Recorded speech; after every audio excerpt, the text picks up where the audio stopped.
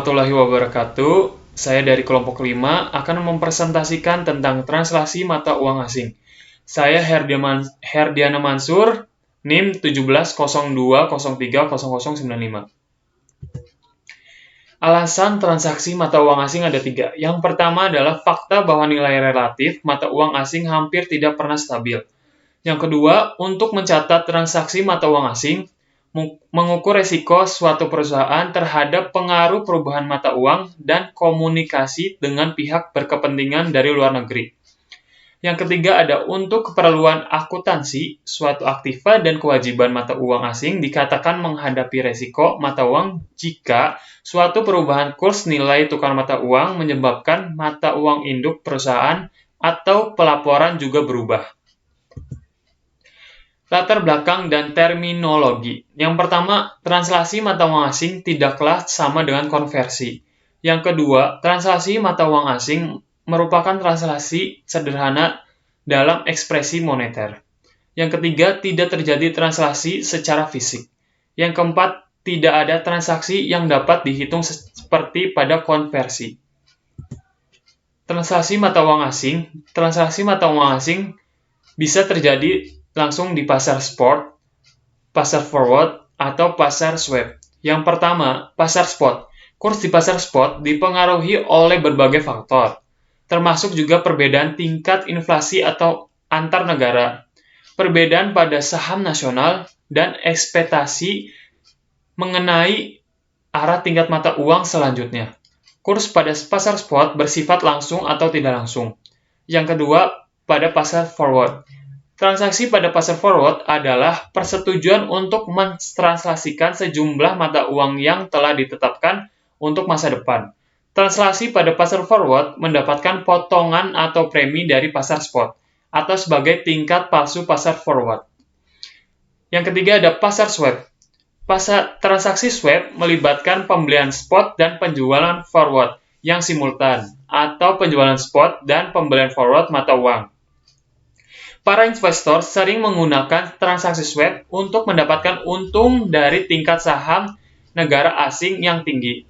Sementara juga secara simultan berjaga-jaga terhadap penggerakan nilai tukar yang tidak stabil. Ya, selanjutnya permasalahan translasi mata uang asing. Jika nilai tukar mata uang asing relatif stabil, translasi mata uang asing keuangan tidak akan lebih sulit daripada mentranslasi per inci atau kaki terhadap perdananya matriks tersebut. Bagaimanapun, nilai tukar tidak pernah stabil. Fluktuasi mata uang meningkatkan nilai tukar mata uang asing yang dapat digunakan pada proses translasi mata uang asing serta menciptakan keuntungan dan kerugian atas translasi mata uang asing. Fluktuasi nilai translasi sangat jelas terlihat terutama di Eropa Timur, Amerika Latin, dan beberapa bagian Asia. Efek laporan keuangan terhadap kurs alternatif translasi mata uang asing. 3 kurs di bawah ini yang dapat digunakan untuk mentranslasi neraca mata uang asing terhadap mata uang domestik. Yang pertama, kurs saat ini adalah kurs yang berlaku pada tanggal laporan keuangan. Yang kedua, kurs historis yang merupakan translasi mata uang yang berlaku saat aset dengan mata uang asing pertama kali muncul. Yang ketiga, kurs rata-rata, yaitu nilai rata-rata biasa atau dengan pembobotan baik pada kurs historis atau saat itu. Terdapat 2 tipe penyesuaian transaksi, yaitu gain and loss settled transaction, gain and loss unsettled transaction.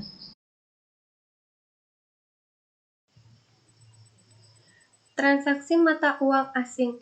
Perbedaan karakteristik pada transaksi mata uang asing adalah perjanjian yang dipengaruhi oleh mata uang asing.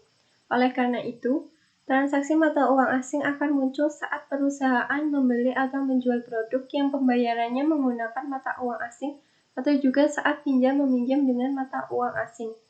Transaksi mata uang asing mungkin menggunakan satu mata uang akan tetapi dihitung dengan mata uang lain. Mata uang fungsional suatu perusahaan adalah mata uang utama yang digunakan untuk menjalankan bisnis, menghasilkan, dan menghabiskan kas. Perspektif transaksi tunggal. Pada transaksi tunggal, penyesuaian nilai tukar, baik stabil atau tidak, dimasukkan sebagai penyesuaian terhadap pembukuan transaksi awal dengan alasan bahwa transaksi dan perjanjiannya merupakan kejadian tunggal. Perspektif transaksi ganda. Pada perspektif ganda, penerimaan piutang krona mempertimbangkan kejadian yang terpisah dari penjualan yang memberikan tambahan pendapatan. Metode translasi mata uang. Metode translasi mata uang terdiri dari dua metode, yaitu yang pertama metode nilai tukar tunggal. Metode nilai tukar tunggal mengaplikasikan nilai tukar tunggal harga penutupan atau harga saat ini terhadap semua saham dan hutang asing. Yang kedua metode nilai tukar ganda. Nilai tukar ganda terdiri dari tiga. Yang pertama metode current non-current, yaitu aset lancar yang dimiliki anak perusahaan saat ini.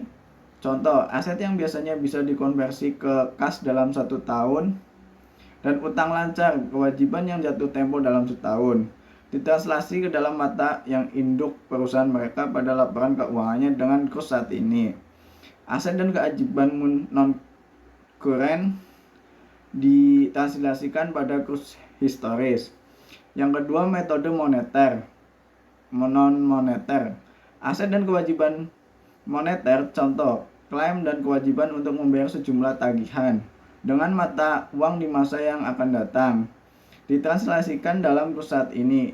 Item non-moneter, aset tetap, investasi jangka panjang, dan persediaan, ditranslasikan dalam kurs historis. Yang ketiga, metode kurs sementara. Pada saat kurs sementara, item moneter seperti kas, piutang, dan utang ditranslasikan dalam kurs nilai saat ini. Non-moneter ditranslasikan pada kurs yang penjaga dasar perhitungan awal. Selanjutnya, penyesuaian translasi. Ada 4. Yang pertama, penangguhan meniadakan penyesuaian translasi pada mata uang asing pada pendapatan lancar. Biasanya dianjurkan karena penyesuaian tersebut merupakan hasil dari proses penyajian ulang. Yang kedua, penangguhan dan amortisasi, yaitu beberapa perusahaan menangguhkan keuntungan dan kerugian serta mengamortisasi penyesuaian melebihi umur manfaatnya pada masa item neraca terkait. Yang ketiga, penangguhan sebagian, yaitu pilihan ketiga dalam akuntansi untuk keuntungan dan kerugian hasil translasi mata uang asing dengan mengakui kerugian segera saat terjadinya, akan tetapi mengakui keuntungan hanya jika terrealisasi saja. Yang keempat, tidak ada penangguhan, yaitu memasukkan keuntungan dan kerugian tercatat dalam laporan pendapatan dapat membuat pembaca salah persepsi karena penyesuaian tersebut tidak selalu memberikan informasi yang cocok dengan efek ekonomi yang diharapkan mengenai perubahan nilai tukar pada arus kas perusahaan.